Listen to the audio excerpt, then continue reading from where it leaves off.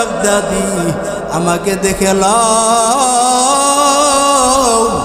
আমার থেকে তোমার রুহানি পর বেশি, আমার থেকে তুমি অনেক দূর আগানো। সালেহাতু সঙ্গে বুদি দিল খারাস আজমুদা এক জামানা খাকবাস।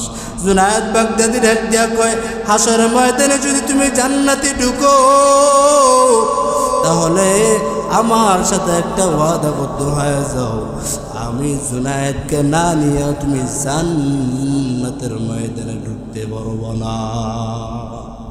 একটা কাঠুরিয়ার নামাজ যদি এমন এই হালত হয়, আজ তোমার আমার নামাজটা কেমন হওয়া দরকার?